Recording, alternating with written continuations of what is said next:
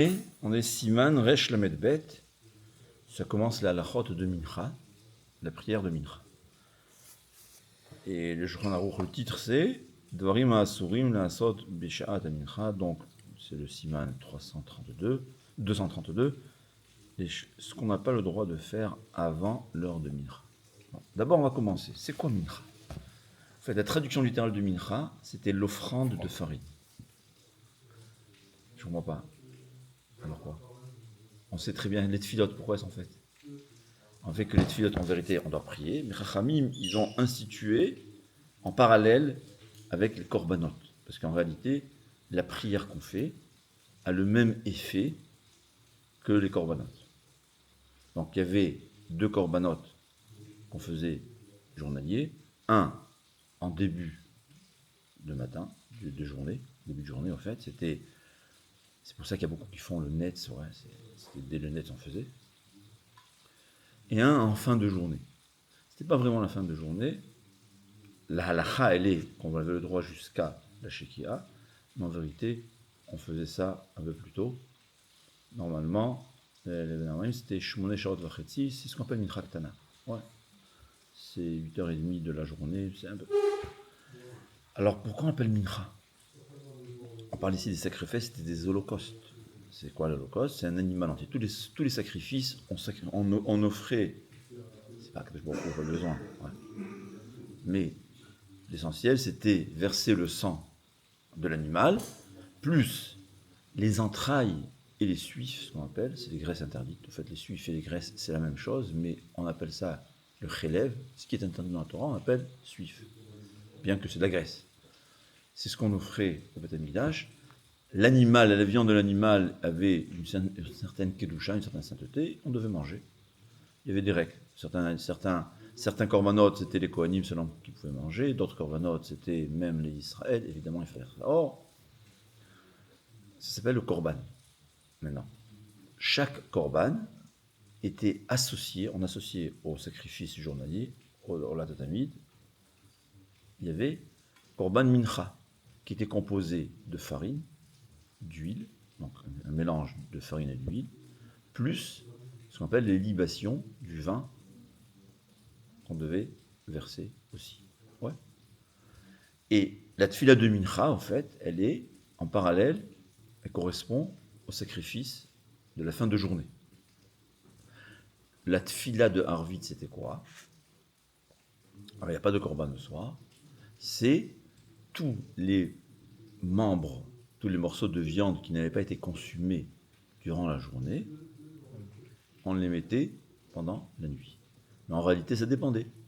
S'il y avait, au fait, c'est écrit que, il faut comprendre une chose, c'est un miracle. Si on est conscient de la quantité de corbanotes qu'on sacrifiait, pour tout brûler ça, ça mettrait des mois.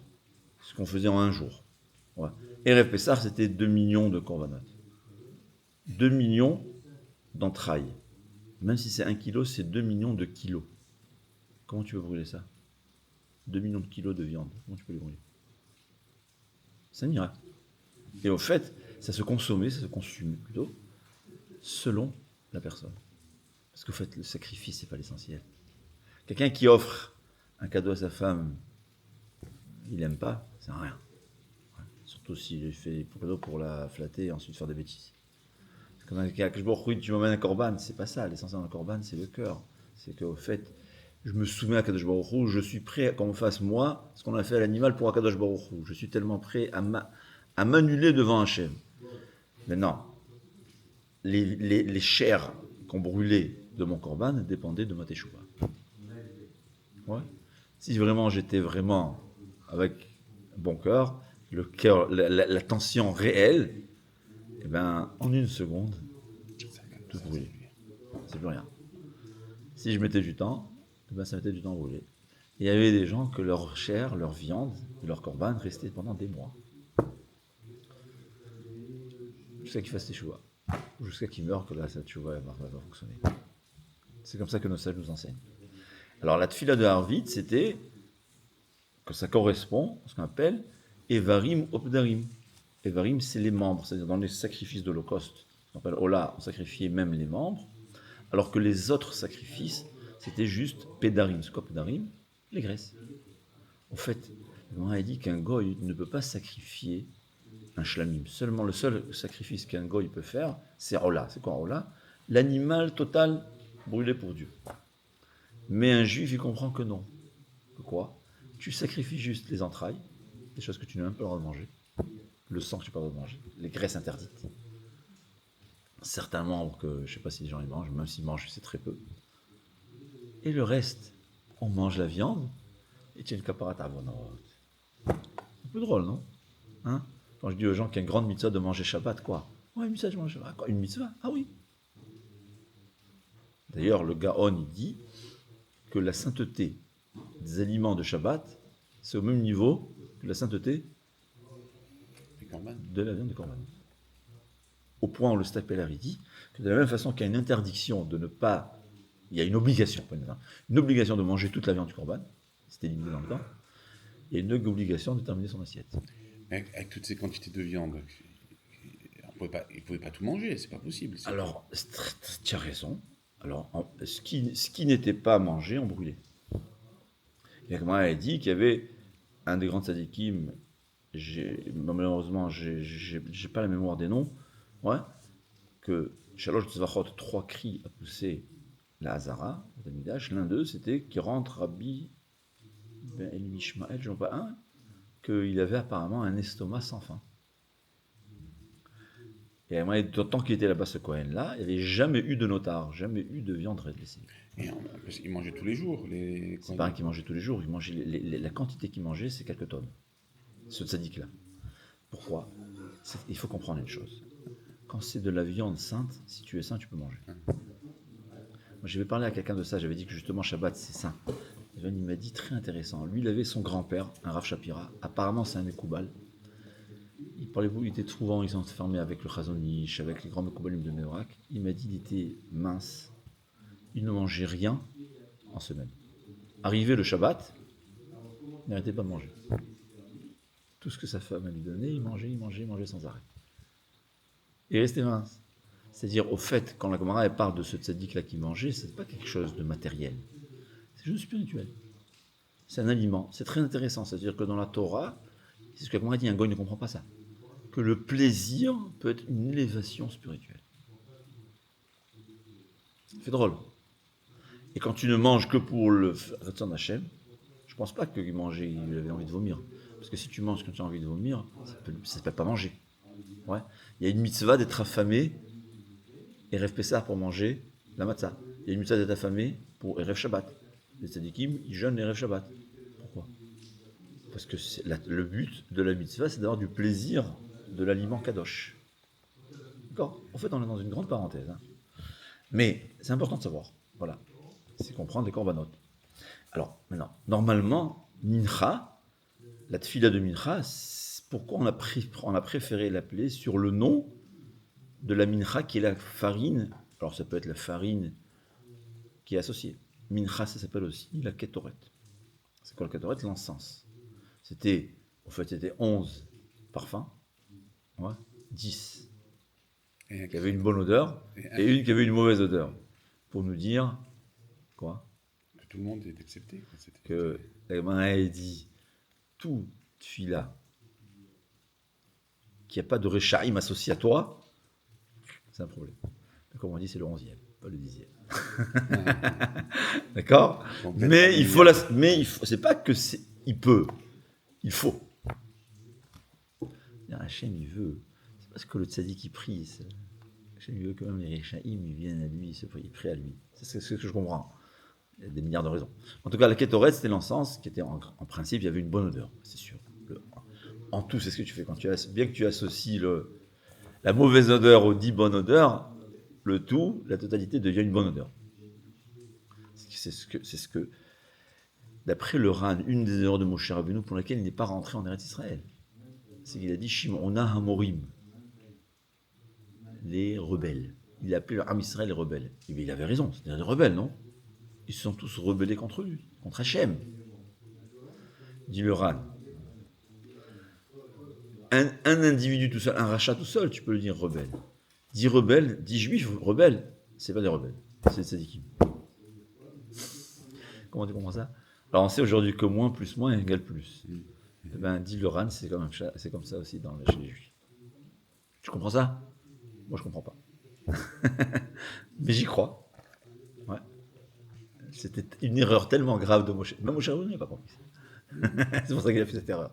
Très cher, si on a le droit de parler comme ça, Moshe, on ne peut pas parler de... On n'a aucune idée de ce que c'est. Alors pourquoi on appelle ça mincha? Ouais. C'est ce qu'il demande. Le Tosot, il demande. Si c'est parce que, associé à l'Holocauste, à la Hola, on sacrifiait aussi une mincha, un sacrifice de farine, mais ça se faisait le matin. Ouais. Dit Tosfot que puisque Eliaou Hanavi, sa prière a été exaucée au moment où on a sacrifié. Je sais quoi l'histoire d'Eliaou Hanavi, je m'excuse. Ouais. C'est écrit qu'Eliaou Hanavi, dans sa période, tout le monde était des idolâtres. Ouais, c'était Achav et Isabelle. Ouais. Qu'il ne faut pas appeler ce nom. Hein. C'est des... Isabelle. Ouais. Il y a des gens qui appellent Isabelle, il faut savoir que c'est un. Ah ouais, j'ai c'est un mot. Ouais, bon, Isabelle. Ceux qui ne savent pas, ils ne savent pas. Mais c'était la femme de Achav. Elle n'est pas vraiment juive d'origine, mais c'était une des grandes réchariotes de l'histoire juive. Ouais. Et il ne faut pas appeler son nom d'un rachat. Et donc il avait réussi à malheureusement emporter tout l'âme Israël dans l'idolâtrie. Eliaou Hanavi, qu'est-ce qu'il a fait? C'est écrit que Elisha et Achav lui a dit, t'as vu, c'est écrit dans la Torah que si vous serez des idolâtres, il n'y aura plus de pluie. Et tu vois, on est tous des idolâtres et regarde la pluie. Comme ça, Achav il a dit, ah bon? Eh bien, il n'y aura plus de pluie. Intéressant, hein? Il n'y aura plus de pluie. Il y a eu 3 ans, il n'y a pas une goutte d'eau en Eretz Israël, jusqu'à que c'était la famine totale, jusqu'à que Achav il a recherché Eliaou, parce qu'il avait compris, Eliaou s'est sauvé. Il avait compris que c'était à cause de sa faute. Il a dit, voilà, je vais faire tes choux. Pas faire tes choux, il a dit, ouais, on a pluie, à cause de toi, il n'y a pas de pluie. Il le maudit, évidemment. C'est de la faute à Eliaou, à mon avis. Hein. Achav, il fait la Avodah Zara, mais c'est de la faute à qui qu'il n'y a pas de pluie? À Eliaou, qui a dit que ce que Hachem nous a dit va s'accomplir. Et on a vu, je suis d'accord, mais on va faire un test. C'est quoi le test? Il a amené 400 Nevi'é à Baal. C'est quoi Nevi'é à Baal? Les prophètes, les curés du Baal, c'était apparemment l'idole principale dans le temps. Ouais. Et justement, ils ont fait sur une montagne, ils ont préparé là-bas un autel. Ouais. Ils ont pris 2 veaux jumeaux. Un, il va être sacrifié à Dieu, un, il va être sacrifié au Baal, mais quoi? On ne va pas mettre de feu. Ouais.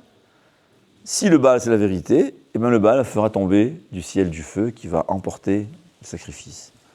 Et sinon, non. Et nous, en Israël aussi, on va faire ça. On va essayer. C'est écrit que le Baal, qui avait déjà très intéressant, 2 veaux jumeaux, et celui qu'on devait prendre pour le sacrifice au Baal, ne pouvait pas bouger. On ne peut pas le faire bouger. Dire Raphaël Shimon Lévitz, on voit la force de la volonté. Un veau ne veut pas, s'il ne veut pas, tu ne pourras pas. Il y avait là-bas des gens très forts, ils étaient des dizaines, ils n'ont pas essayé. Jusqu'à que Eliaou Hanavi est venu, il a dit, pourquoi tu ne veux pas bouger? Il a dit, c'est pas faisable. Moi, je suis né avec mon frère jumeau, lui, il va être sacrifié à Dieu, et moi, sacrifié au Baal. Eliaou Hanavi lui a dit, t'inquiète pas. Le même Kiddush Hashem, sanctification du nom d'Hachem, qui aura du fait qu'il y aura un miracle et ton frère sera brûlé par le feu d'Hachem, il y aura un Kiddush Hashem par le fait que toi, tu ne vas pas brûler. Et il a accepté, il est parti. C'est écrit qu'il y avait, c'était le premier ministre de Achav, comment il s'appelle? Il avait construit Yericho, je ne me rappelle pas. Je parle de mémoire, je ne prépare pas mes cours, je m'excuse. Hein. Mais je ne me rappelle pas le nom. Il s'est caché sous l'autel du Baal avec des allumettes. Mais qu'est-ce qu'il veut, Hachem, qu'est-ce qu'il a fait? Il y a les serpents. Ouais. La Gemara a dit très intéressant dans Yerushalmi que les serpents, ils ont le droit de même faire fendre des roches pour venir du sous-terre. C'est intéressant. Hein. Et il s'est fait mordre comme ça. Et eux, pendant toute la journée, Ils ont essayé à prier, à faire leur... Et Eliaou qui se moque d'eux, il a dit, mais peut-être il est en train de dormir, réveillez-le, criez un peu plus fort, il va se réveiller peut-être. Évidemment, rien n'est arrivé. Arrivé le moment de Mincha, Eliaou on a vu, il a prié à Kadosh Baruch Hu, il a prié à Hachem, fait le miracle, et une deuxième prière, que les gens acceptent le miracle. Parce que même quand il y a des miracles, c'est parce que les gens s'imaginent que s'il y aura un miracle, on fera tchouva, mais c'est pas vrai. C'est pas... Celui qui ferait tchouva d'un miracle, il ferait tchouva même du 7 octobre, parce que là-bas aussi il y a des miracles. On a vu la main d'Hachem. On a vu la main d'Hachem que quand il veut, il donne des coups, et on a vu la main d'Hachem que quand il veut, malgré les coups, il sauve des gens. Tout celui qui était là-bas, c'est un miraculé. Ou miraculé dans le sens mauvais, Rahman al-Islam, ça existe aussi. C'est le Gemara dit, il y a des nes les rats, parce qu'Hachem, des fois, il se montre. Il se montre quand il nous donne des coups. Mais celui qui a fait tchouva là-bas, même s'il y aura la traversée de la mer Rouge, Hachem ira. Donc il a prié que non seulement il y a le miracle, mais en plus, qu'ils ne se disent pas des réponses, des prétextes. Ouais. Et il a prié à Hachem, et au moment de Mincha, il a commencé à prier, et là est venu un feu du ciel qui a tout pris là-bas, l'autel, il a brûlé même les pierres, il y avait plein d'eau, tout ce que tu veux. Et là, ont tous crié Hachem ou Elohim, Hachem ou Elohim. Donc ils ont fait tous teshuva, et malgré tout, Eliaou Hanavi les a tués. Et ça, c'est ce qu'Hachem lui a reproché, qu'il n'aurait pas dû être comme ça. Parce que Eliaou Hanavi faisait partie des générations précédentes. On fait dans la prière qu'on fait, Ish Dorot Shenem Asar ou Enav. On dit Eliaou Hanavi a vu 12 générations, ça veut dire qu'il a survécu à 12 générations. En quoi c'est un shevar? Moi j'ai toujours compris, il a vécu une longue vie. Non. Il a réussi à résister j'appelle ça, au dégradement spirituel. Dégradation. Aux dégradations. J'invente des mots, c'est grave. À la dégradation spirituelle du peuple juif, 12 générations. Parce que plus on est proche du mont Sinaï, on était élevé. Il était au mont Sinaï. Il a tout vu. Il a vu comment le peuple juif se dégrade. Et pourtant, il a résisté. Mais arrivé à ça, il n'a pas pu résister. Et là, Hachem lui a dit, t'as exagéré. Donc, il a dû monter au ciel, il n'est pas mort. Eliaou Hanavi n'est pas mort. C'est le seul être qui restait vivant, et c'est important parce que c'est lui qui pourra transmettre la Torah. Quelqu'un qui est décédé ne pourra plus nous enseigner la Torah. Parce que la Torah, l'O Bashamaïm, la Torah ne se retrouve pas dans le ciel. Quelqu'un qui a vu dans le ciel, ça, il ne peut plus nous enseigner la Torah. Donc Eliaou Hanavi, c'est lui qui va nous ramener à la Torah, il va nous enseigner toute la Torah. Il y avait une fois quelqu'un, il est venu, un Rosh Hashiva qui est malheureusement, il avait besoin de médicaments, il vient chez Rav Steinman, il a dit, je suis Eliaou Hanavi. Rav Steinman, dans son intelligence, il dit, waouh, je t'attendais tellement. Maintenant, tu vas nous répondre à toutes les questions de la Gemara, de tes coups. Ouais, la Gemara a dit toutes les questions insolubles, les problèmes insolubles, c'est toi qui vas les résoudre. Il va aller, commence, montre-nous. L'autre, à peine s'il connaît la Gemara, il s'est sauvé. Tu as compris, c'était l'intelligence de Rav Steinman. Il y a une fois, il est venu chez Rav Chaim. Il a dit, je suis le Mashiach. Il a dit, ah très bien, dévoile-toi. Il a dit, je vais me dévoiler, comme ça, lui dit. Il dit, ouais, mais c'est écrit que le Mashiach, il aura un âne à couleur arc-en-ciel. Tu as trouvé ton âne à couleur arc-en-ciel? Il lui a dit non. Il a dit, alors, c'est pas encore le moment de se dévoiler. Il faut les répondre de leur façon.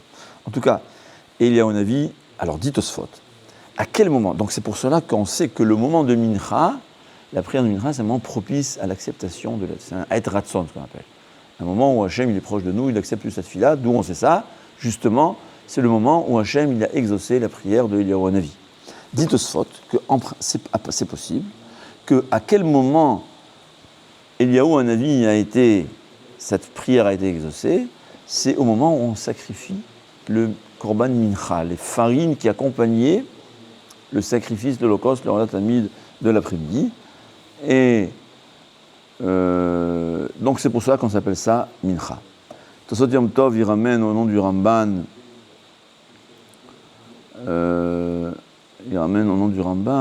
chez Mincha Lachon Menuchat HaShemesh.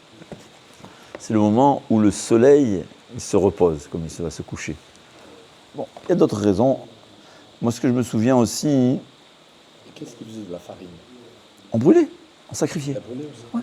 D'ailleurs, il y avait plusieurs sacrifices. La Gemara a dit, il y avait 3 sortes. C'était un mélange. C'était une pâte, au fait. une pâte qu'on cuisait, il fallait cuire, et ensuite on la brûlait. Ouais, la cuisine, il n'était pas farine comme ça. Non. Il prenait la farine, l'huile, il faisait une pâte, Ouais. il la faisait cuire. Et après, Comme la ça, je me brûler. souviens. Je me souviens qu'on faisait cuire, et ensuite, je ne me rappelle pas si on faisait cuire. Je crois que je ne me rappelle pas. Minchat Nesachim. Et la mincha, c'était Genre là. l'apport de la farine, c'était essentiellement pour faire un sacrifice de remerciement, non? C'était pas Il y a, au fait, la Gemara a dit comme ça. Il y a 3 sortes de sacrifices. Il y a les animaux, toutes sortes d'animaux, chacun y avait. Il y avait les oiseaux qui étaient ou torim ou benayona, ou des tourterelles, ou bien des pigeons. Il y avait des farines. Les sacrifices de farine, il y avait 5 sortes de sacrifices de farine. Ou bien minchat nesachim. Il y avait la minchat nesachim, ça accompagnait là, le sacrifice de l'animal. Au fait, il y avait même, quand quelqu'un devait lui-même sacrifier certains corbanotes, il fallait parfois ramener minchat nesachim, certains corbanotes rares. D'accord? Maintenant, la Gemara a dit au fait de quoi ça dépendait. C'est une question de moyens financiers. C'est sûr que celui qui a les moyens, il a amené un animal. Celui qui a moins, il a amené un oiseau. Celui qui a encore moins, c'était 1 kilo de farine, je sais pas, c'est pas 1 kilo 600. bon, en matière de teshuva, quand tu vois le sacrifice de ton animal, tu le vois mourir et tout ça, ça te touche. Donc tu te dis, je ne recommencerai pas à faire ce péché. Donc tu amènes un petit bol de farine. Très bien. Et la Gemara a dit, voilà. La Gemara a dit, Echad hamarbe ve echad hamamait. 1000 € le kilo, mais La bon. Gemara a dit, Echad hamarbe ve echad hamamait. Peu importe si tu fais peu, tu fais beaucoup. Ou bilvad chez Kaven Libola Shamayim. C'est la Mishnah, la fin de Masechet Menachot, qui parle justement des sacrifices de farine. Peu importe ce que tu as amené, l'essentiel, c'est ton cœur. C'est-à-dire, la Gemara a dit justement, là, il y avait 5 possibilités d'amener ce corban de farine. 5 possibilités de cuisson différentes. Pourquoi? La Gemara a dit, il y a un roi, il est venu chez son ami d'enfance qui n'a pas de quoi manger. Très pauvre. Il lui dit, ah, tu n'as que de la farine? Eh bien, tu vas me faire 5 sortes de gâteaux. Pour lui montrer son appréciation. C'est ce que Hachem aussi, la même chose. Il nous donne, même aux pauvres, il donne 5 possibilités différentes de sacrifice. Et pour nous dire que ce que Hachem il donne, ce que Hachem il veut, c'est tes capacités. Non, c'est vrai qu'en valeur de sacrifice, le sacrifice animal, c'était comme si je sacrifiais mon âme. Parce qu'au fait, comme tu dis, je me voyais, au fait, l'animal me remplace. Alors que le sacrifice de farine n'est que seulement un sacrifice d'argent, de valeur. Très bien. Au point où le Gaon il dit, quand on fait une fila bekavana, ça a valeur de sacrifice d'animal, parce que tu as donné ton âme, tu as investi ton âme. Mais quand on fait une fila lecture sans kavana, c'est quoi kavana? Je ne pense pas ce que tu dis, ça a valeur de mincha. Ouais, c'est une valeur de mincha. C'est quoi mincha? Un sacrifice de farine. C'est pour cela, quelqu'un qui a les moyens, il vient, il amène un sacrifice de farine, le Kohen Gadol lui dit on accepte, mais tu n'as pas honte. Ouais. Mais quelqu'un que c'est ce qu'il a, aux yeux d'Hachem, c'est exactement comme Shor Hagadol, le grand taureau. Tu sais, il y a les taureaux là, 2 tonnes. Il y a une riche, il y a un taureau d'une vache de 2 tonnes. Pour aux yeux, c'est la même chose, mais à condition que tu fasses ce que tu peux. La même chose pour la tfila. Et on a dit, celui qui a les capacités de faire la tfila bekavana, et tout d'un coup, il a fait une très bonne affaire, et il n'arrive plus à faire la tfila bekavana, qu'est-ce que le Rav lui dira? Shulchan Aruch, tu dois refaire ta tfila. Parce que la tfila n'a pas de valeur. Toi, tu as les capacités de faire la tfila bekavana, tu ne peux pas te permettre de ne pas faire sans kavana. Et si tu as fait sans kavana, lo yasataye dechova, il n'a pas été exempté, c'est pas bracha levatala, mais tu n'as pas accompli ta mitzvah, tu dois la refaire. C'est comme celui qu'il a eu, Hachem lui a fait un miracle, il est riche, il va offrir un korban de mincha. Le Rav veut dire, mais attends, lo yasataye dechova, tu n'as pas accompli ta mitzvah, tu dois aller faire un korban toda, tu prends la vache de 2 tonnes. Mais celui que c'est la seule possibilité, il va amener sa mincha, et c'est valable. La même chose, celui qu'aujourd'hui, nous, on n'est pas capable de faire notre tfila avec kavana, alors notre tfila, même sans kavana, elle est valable. C'est une valeur de mincha, mais c'est ce que je peux. Et quand c'est je peux, echad hamarbit, echad hamarbe, echad hamamait, si que l'un donne un peu ou l'autre donne beaucoup, ou bilvad chez Kaven libo la shamayim. Et c'est la base de la religion juive. Fais ce que tu peux, mais de tout ton cœur. Pas je fais ce que je peux parce que je veux rester à mon minimum. Je veux donner mon maximum. Et mon maximum pour moi, il est une demi-heure par jour. Et même pour quelqu'un que chas v'shalom, il n'a pas l'habitude de garder Shabbat, c'est trop difficile pour lui de garder Shabbat, Hachem lui dit, commence, ce que tu peux. 1 heure, 2 heures, 3 heures, une demi-heure. Évidemment, quand c'est mon intention, c'est d'avancer, en bout d'1 an, cette demi-heure va devenir un Shabbat entier. S'il est têtu, ça prendra 2 ans. Ouais, quand quelqu'un il amène un sacrifice, ce qu'il pouvait, c'est donner 1 kilo de farine. Il a pris toutes les économies, il a offert 1 kilo de farine à Hachem. Et maintenant, 3 ans, Hachem lui donnera la possibilité d'offrir la vache de 2 tonnes. Shor Gadol. C'est comme ça. Quand tu fais ce que tu veux, Hachem te donne la possibilité. Mais c'est ça le judaïsme. Echad amarbe ve echad amamait.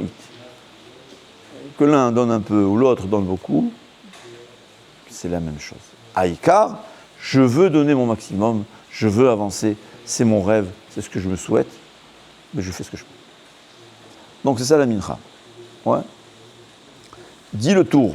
Donc on a une introduction, la tefila de mincha, une introduction qui dure 26 minutes. Celui qui aura la patience de l'écouter, je lui souhaite bonne chance.